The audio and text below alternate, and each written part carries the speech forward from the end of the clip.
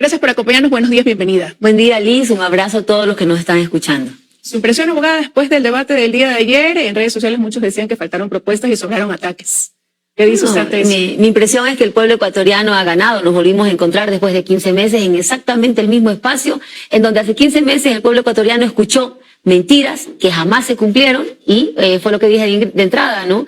Ya hubo propuestas supuestamente que se iban a cumplir en 15 meses, nunca se cumplieron, hubo mentiras y ahora, ¿qué nos motiva a poder creer como pueblo ecuatoriano a que las propuestas sí las van a cumplir, ¿no? La reflexión es para los ecuatorianos, el poder contrastar, el poder ver que sí, te ofrecieron muchísimas cosas en salud, en educación, en seguridad, como candidato para hacerlas en estos 15 meses y no se las hizo, sino que se hizo todo lo contrario, ¿no? Dijeron no vamos a subir el IVA, lo subieron. Vamos a bajar el precio de los combustibles, lo subieron. Que todos los graduados del colegio iban a entrar a la universidad, se quedaron fuera del sistema educativo cerca de 250.000 jóvenes, y así. Y ahora hablar de esas propuestas, a propósito de que muchos decían que eso fue lo que faltó, mientras usted decía, Noboa, no mientas, él decía, Luisa, te desdolariza. Empecemos quizás por el tema económico, ¿no? Usted ha sido enfática en algunos momentos en decir que no va a desdolarizar, cuando coidearios suyos se refieren a los ecuadólares, usted dice que son ellos, que no es Paola Cabezas ni Andrés Arauz, por mencionar a dos de ellos los que van a gobernar, sino usted. Pero son personas de su mismo movimiento, de su entorno cercano. ¿Cómo pensar o cómo entender también esos pensamientos entonces tan distantes? Bueno, hay que ser muy claros, ¿no? Primero, yo no miento. Y quien dijo los ecuadólares es la señora Natalie Morillo, es asambleísta de ADN. Dijo que mientras Daniel Noboa sea presidente habrán los ecuadólares. Y yo voy a hablar desde lo que es la Revolución Ciudadana. Nosotros gobernamos 10 años, fortalecimos la dolarización. Y hay una norma básica que es el Código Orgánico Monetario Financiero, una norma orgánica, que está la Constitución y luego están los códigos orgánicos.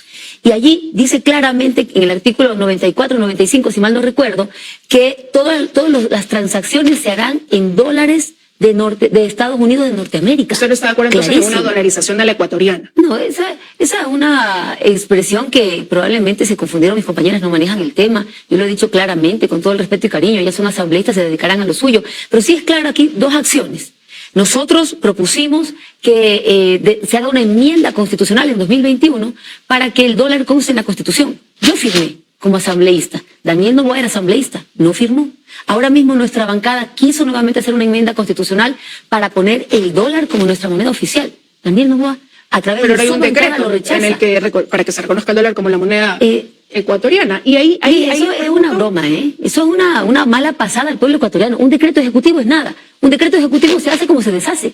Como él toma una decisión, luego da marcha atrás. Un decreto ejecutivo no tiene ningún valor. Valor tiene el Código Orgánico Monetario Financiero, en donde consta que el dólar es la moneda de pagos y de curso legal y de transacciones dentro del Ecuador, y eso lo pusimos nosotros. Pero eso quiere decir que en caso de llegar a la presidencia no implementaría una moneda electrónica. Nosotros hemos sido claros en que la Constitución, queremos que en la Constitución conste el dólar, lo dice el Código Monetario Orgánico Financiero, lo pusimos nosotros mismos, vamos a fortalecer y ahora las transacciones electrónicas se hacen. Pero sí tarjetas de crédito. O sea, sí sería partidaria de alguna moneda electrónica. Se puede, a ver, las monedas electrónicas no son de curso legal, hay problemas, por ejemplo, Nayib Bukele empezó a trabajar con monedas electrónicas, dio marcha atrás. Nosotros vamos a tener tal cual tenemos el dólar, y transacciones que se realicen serán con dólares de Norteamérica. Para este año, el actual gobierno ha hecho una proyección de, por recaudación de ese IVA, que hoy está al 15%, tener más o menos 10.000 millones de dólares. Usted dice bajar ese IVA otra vez al 12%. ¿Cómo se compensaría lo que el país dejaría de recibir por esa recaudación? Bueno, vamos a ver, una vez más. Y esto no es un ataque, es una realidad, ¿no? Daniel Noboa mintió cuando dijo que no iba a subir ni IVA ni impuestos y subió el IVA 3 puntos. ¿Para qué dijo que subía el IVA? Y partamos de allí. ¿Para qué subió el IVA? Para darnos seguridad. Y yo le pregunto a los ecuatorianos, ¿ustedes se sienten más seguros? No, ¿verdad? Porque se recauda 1.300 millones de dólares que debieron haber sido invertidos en las Fuerzas Armadas, en la Policía Nacional, en mejorarles las condiciones de vida, el equipamiento y demás, y no se lo invierte sino apenas 140 millones alrededor de esto, ¿no? ¿Cómo vamos a hacer que esto compense cuando yo baje el IVA? Pues vamos a reactivar la economía, a recuperar esos recursos por otro lado. Pero por lo ejemplo, dice a través de la obra pública. También, concluyamos esto. Por ejemplo, cobrarle a los deudores del SRI. deuda que tienen firme la familia Noboa, que es el más grande deudor en el país, y que Daniel Noboa dijo que a su familia no se toca, que a su familia no se le cobra las deudas del SRI. Y yo le pregunto a los ecuatorianos, si usted no le paga el SRI, ¿qué le ocurre a usted? Acá van años de no querer pagar una deuda en firme, la familia más rica del país, que gobierna, de hecho, y que el presidente dice que no, que a su familia no le va a cobrar la deuda. La única verdad que ha dicho, hasta el día de hoy. ¿Usted pondría la inversión pública versus la inversión privada, dándole prioridades a la inversión pública como para atraer más capital al país? Es complementaria, ¿no? Primero, vamos a partir de algo. La inversión pública y la inversión privada son complementarias. ¿Y por qué digo esto? Nosotros como Estado vamos a invertir en salud, en educación, en seguridad, y esto va a empujar a la economía y va a hacer que crezca. Pero la empresa privada va a ser un gran aliado. Tenemos alianzas público-privadas, alianzas estratégicas. ¿En qué van a invertir? En infraestructura, sí, carreteras que se pueda concesionar, en electricidad, proyectos fotovoltaicos, eólicos, hidroeléctricos como Cardenillo, como Santiago, que se requiere que se lo hagan, como la misma refinería del Pacífico, que en el 2017 hubo inversores y no dieron paso a esto. Pero para eso se requiere también la confianza de los mercados. Y cuando usted mencionó en la primera vuelta que iba a bajar el IVA, el riesgo país aumentó. Y ese es un medidor también de esa confianza, o de la preocupación que pueden tener los mercados internacionales. Hablemos con datos y con cifras, ¿no? Sí procuro ser bastante rigurosa, reconozco de esto además. La inversión extranjera de este año y medio del gobierno de Daniel Noboa es la peor inversión extranjera que hemos tenido en los últimos 10 años. No viene la inversión extranjera al Ecuador. ¿Por qué no viene? Porque necesitan seguridad jurídica, necesitan confianza. ¿Cómo se construye la confianza? Primero, la seguridad jurídica y la confianza. La seguridad jurídica, respete la Constitución, respete las leyes. Yo sigo preguntándome si Daniel Noboa pidió o no licencia, encargó o no a la vicepresidenta electa en las urnas y conforme a la Constitución y a las leyes. Luego, respetar los tratados internacionales. Se invade sedes diplomáticas, se pelea con países de diferentes regiones del mundo, con Rusia, con México, habla mal de los vecinos, etcétera. Eso hace que cuando tú no respetas, no venga la inversión extranjera. Y lo siguiente, la confianza parte por saber decir la verdad y que la gente sepa que enfrenta a un gobierno que cuando dice algo, eso es lo que se va a hacer. Y pero también parte importante, abogada, la institucionalidad, ¿no? Por y supuesto. Ayer también se puso sobre la mesa ese tema. Se trajo a colación lo que se ha puesto también en conocimiento que tiene que ver con este chat del caso Ligados. Ayer el candidato presidente Daniel Noboa le decía que usted figuraba como la rana dentro de estos, la rana dentro de estos chats. Usted dijo rana, pero no del cartel de los sapos. Algunos interpretan como el reconocer que sí ha estado dentro de esas conversaciones. Bueno, vamos a ver. Yo hice propuestas. Si ustedes miran, dentro de cada eje hubo propuestas técnicas rigurosas que además están respaldadas por las propuestas que están en mis redes sociales, ¿no? El plan Protege, Acoge, Impulsa, entre otros. Y lo siguiente es que lo que se recibió fueron ataques constantes de chats que nadie ha verificado que sean reales, que yo no los he visto, pero que también hay muchas dudas de que esos chats pasaron primero por el Palacio de Carondelet. ¿Hay dudas o certezas de eso? Hay dudas totales de que esos chats sean reales, no hay una rigurosidad, no hay cadena de custodia, que al parecer se ha roto, pero en todo caso, yo lo que le dije claramente, a mí no me falta el respeto.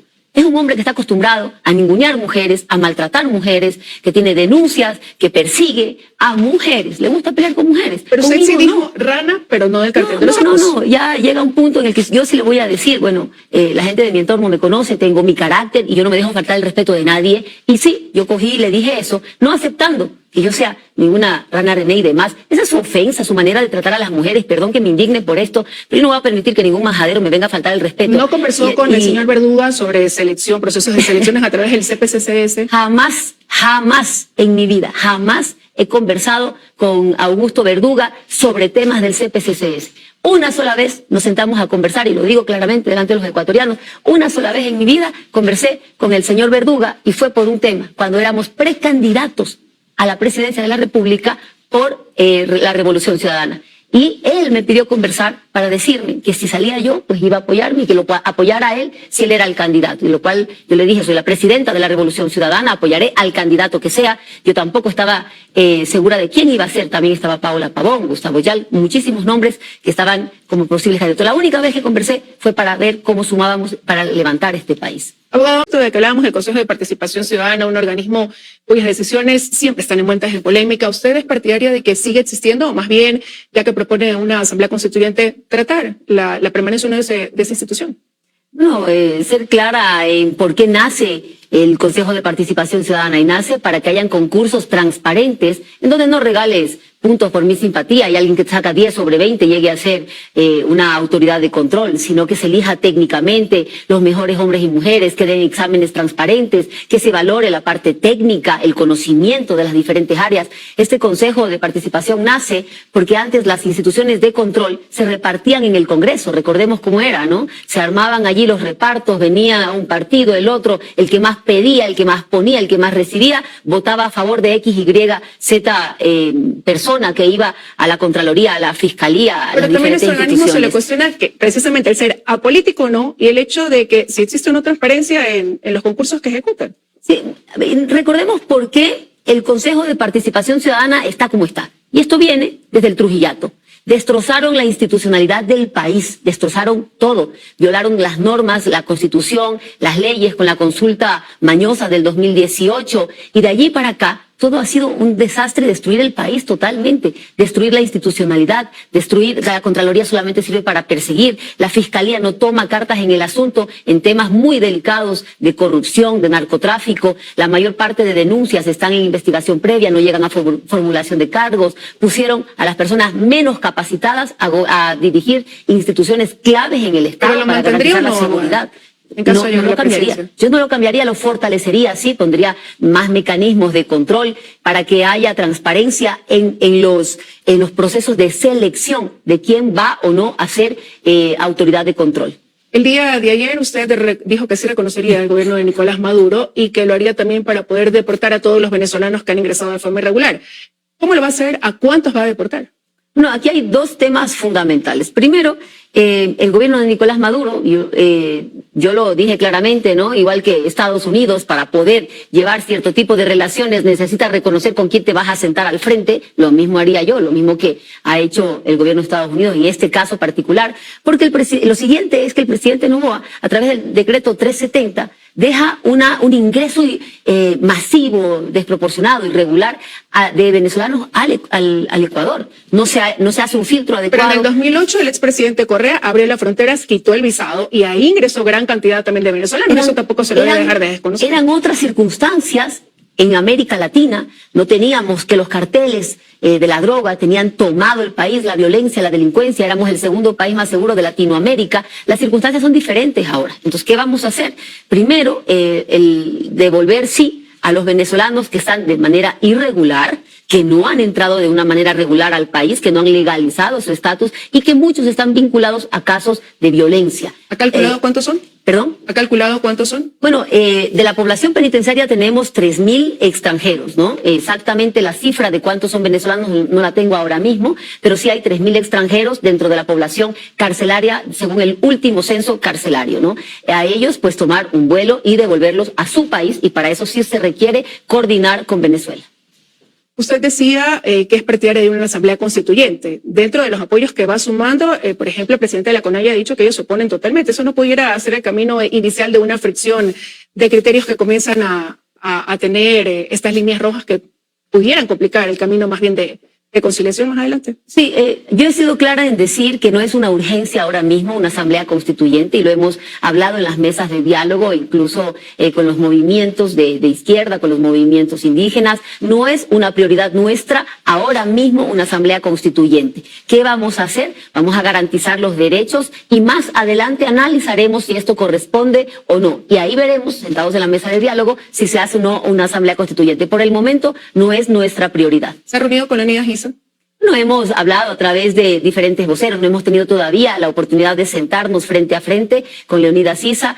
Sí lo he hecho con otras organizaciones que me han pedido cita, y estamos coordinando un tiempo en el que podamos sentarnos ya los diferentes organizaciones de izquierda, la misma Ecuarunari, CONAIE, Pachacutic, y podamos tener una mesa amplia, abierta, porque son muchas más las coincidencias para construir este país, y el apoyo que hemos recibido de los sectores de izquierda, que tenemos claro que la realidad que estamos viviendo no puede continuar 4 años más, que necesitamos un cambio y que necesitamos recuperar la libertad, la justicia, la dignidad de nuestros pueblos. 2 millones de empleos, dijo usted el día de ayer, en 4 años para subir la afiliación al IES y darle sostenibilidad al Instituto Ecuatoriano de Seguridad Social.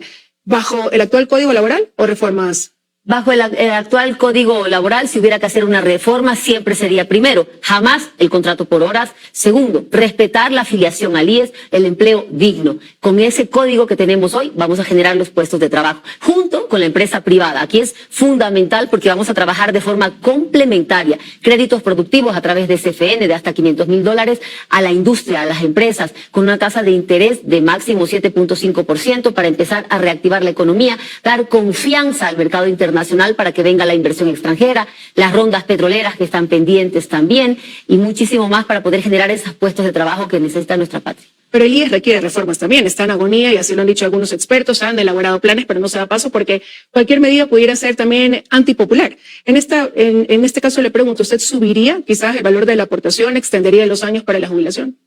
Mire, lo que necesita el IES, y fui muy clara, lo que necesita es subir el número de aportantes, ¿no? Y con eso sostienes el IES, subiendo el número de aportantes. ¿Cómo lo subes? Generando empleo. Lo que no vamos a hacer jamás es aumentar los años para jubilarse, que es una propuesta que ha hecho el delegado del señor Noboa ante el Consejo del IES en 2 ocasiones, en el 2024 y ahora en el 2025 en enero, volvió a decir que sí o sí van a aumentar la edad de jubilación. Eso no lo voy a hacer jamás. ¿Subir el valor de la aportación? No, tampoco está previsto subir un valor de la aportación. Lo vamos a hacer sostenible, también poniendo a gente capaz al frente del IES, no por reparto, no con los amigos que sales de fiesta, sino con gente técnica. Los mejores hombres y mujeres serán quienes sean parte de mi gobierno, independientemente de a qué partido político han pertenecido, de en qué gobierno han trabajado. Si son los mejores hombres y mujeres más capaces, bienvenidos al gobierno de Luisa González. ¿Cómo va a combatir el enriquecimiento ilícito y el lavado de activos? Algo que usted mencionó ayer haría dentro del plan de seguridad. Tienes primero aquí la UAFE, ¿no? Como gobierno nacional. Y ojo, a la UAFE le quitaron presupuesto, la han desarmado prácticamente y no se está tomando medidas. La UAFE la voy a fortalecer, darle el presupuesto necesario y hacer el seguimiento de esas rutas del dinero ilícito que es el que sostiene y mueve a estas mafias que nos siembran el terror en las calles. Estas propuestas que implican un financiamiento llevan la pregunta detrás de cómo se va a financiar, con qué recursos lo va a hacer. Por supuesto, es necesario los recursos. Primero vamos a cobrar a los deudores del SRI, el señor Noboa tendrá que pagar. ¿Cuánto va a recaudar de eso? Está planificado cerca de 1.500 millones de recaudación a las deudas en firmes a través del SRI. Hay las rondas petroleras, cerca de 1.000 pozos que no están optimizándose la producción petrolera. 100 por lo menos vamos a poner ya a trabajar en esas rondas, aumentar la producción petrolera. Luego a través de la inversión extranjera que vendrá en mi gobierno y la inversión pública, dinamizas la economía y recaudas más a través de rentas. ¿En qué áreas es esa inversión? Por ejemplo, en minería. Con minería vamos a partir haciendo una moratoria y una auditoría porque la minería ilegal se ha tomado nuestras zonas mineras, revisar que se esté pagando y trabajando adecuadamente, que los recursos de las minas que están ya explotándose se queden en el Ecuador. Así que en eso hemos sido muy claros, ¿no? En la minería. Y se va a respetar, esto es fundamental, se va a respetar la voluntad popular expresada en las urnas, tanto en Quimsacocha como en Cuenca, en donde no se puede hacer proyectos mineros en zona de recarga hídrica, y en esto la Constitución de la República es muy clara, ¿no? Vamos a respetar también nuestros recursos naturales. Pero ahí también los movimientos de izquierda pertenecientes al conglomerado indígena dicen no al extractivismo, no a la minería, no al petróleo. No, yo he sido muy clara con ellos, ¿no? Hay zonas donde sí se va a hacer extracción petrolera, minera, y otras que hay que protegerlas, como digo, en Azuay, en Cuenca, en Quimsacocha, en zonas de recarga hídrica no se puede hacer proyectos mineros, y sobre todo la voluntad popular, respetarla. En otras zonas también sí se podrá hacer, y eso en la mesa de diálogo pues irá saliendo. Algo fundamental que lo dice la Constitución de la República es hablar con los pueblos y nacionalidades en la consulta previa. Se hace la consulta previa, se llega a los acuerdos y se hace la inversión que corresponda. ¿Con qué países le gustaría trabajar en conjunto quizás en la lucha contra la delincuencia? ¿A quiénes acudiría en caso incluso de financiamiento? ¿Serán los multilaterales de crédito aliados también en caso de que usted sea gobierno? Por supuesto, en cuanto a la lucha contra el narcotráfico y demás, lo primero es Colombia. Y en esto ya he hablado con el presidente Petro, controlar nuestras fronteras. La droga que ingresa al Ecuador viene por toda la zona del Putumayo. Hay que tomar control de nuestras fronteras. He hablado con algunos presidentes latinoamericanos como el presidente Lula, el presidente Orsi, la presidenta Xiomara Castro, para poder tener esa integración, pero en materia de seguridad específica... Con ninguno de ideología de derecha. No, por supuesto. En materia de seguridad, siendo específicos en seguridad, estamos trabajando ya con la Embajada de Estados Unidos también, viendo qué proyectos hay para fortalecerlos y recibir esa cooperación. He sido muy clara con ellos en decirles que necesitamos la cooperación y el apoyo de Estados Unidos. Igual lo hemos hecho con la Unión Europea. Me he reunido con los embajadores de la Unión Europea para pedir su apoyo y su aporte para sacar adelante mi país en materia de seguridad, en comercio, en industria, en traer a la inversión extranjera. Banco Mundial también estuvimos conversando y viendo las líneas de crédito por las cuales podemos fortalecer a la industria, al sector privado, a los empresarios, y también trabajar en infraestructura, en vialidad, en vivienda, en educación, para poder garantizar el acceso a una vida digna de los ecuatorianos. Con Estados Unidos esta cooperación se traduciría en recursos económicos, tecnológicos, recurso humano, que vengan quizás a bases nacionales a apoyar ya en materia de logística, operatividad. Es importante esa pregunta, Liz, porque se menciona mucho la base de Manta. De todos los diálogos con Estados Unidos, con el embajador y con los equipos técnicos, han sido muy claros en que ellos no están interesados en poner una base militar en Ecuador. ¿Qué es lo que vamos a hacer? A continuar la cooperación en cuanto a formación, en cuanto a recursos, en cuanto al apoyo en inteligencia, en sistemas tecnológicos. En eso sí vamos a trabajar y los dos estamos de acuerdo, tanto el personal representante de Estados Unidos en Ecuador como mis equipos técnicos y Luisa González. Usted dijo también que en el tema de educación va a regresar al trabajo aquellos maestros que han sido despedidos. ¿Cuántos son? ¿Cuánto implica eso en salarios y cómo lo va a financiar también? A ver, esto es clarísimo, ¿no? Sin educación no puedes sacar adelante nuestra juventud. El costo social más caro que estamos pagando es sacar a los 172.000 niños y jóvenes del sistema educativo. ¿A dónde van? ¿A dónde van a parar? ¿Pero cuántos profesores son los que regresarán a su trabajo y cuánto implica eso también en, como le digo, en pago de salarios, ¿no? Eso lo tenemos que calcular ya exactamente porque no hay transparencia en las cifras. Como ustedes pudieron ver el día de ayer en el debate, el señor Noboa no sabe ni siquiera cuántos jóvenes han salido del sistema educativo en el último año. Se contradice cuando las cifras están claras dentro del Ministerio de Educación y Finanzas también. Pero el número exacto de lo que se requiere por unidad educativa a nivel nacional, que son casi 13.000 unidades educativas, habrá que sentarse y ver exactamente el número de maestros y maestras. Y los que están actualmente trabajando se les va a dar el nombramiento definitivo. ¿Por qué? Porque llevan ya, con contrato ocasional, llevan más de 2-3 años, y entonces eso quiere decir que su actividad no es ocasional, sino permanente, que requieren un nombramiento definitivo. ¿Qué logramos con el nombramiento definitivo? Más allá de la parte humana, la tranquilidad, la seguridad de que no te van a despedir en cualquier momento, es gente que se puede comprometer con un crédito de vivienda, por ejemplo, que lo vamos a dar a menos del 5%, y con esto también se reactiva la economía. Yo recaudo más recursos para pagar las diferentes actividades que vamos a hacer dentro del Estado. Gracias por haber estado esta mañana con nosotros aquí.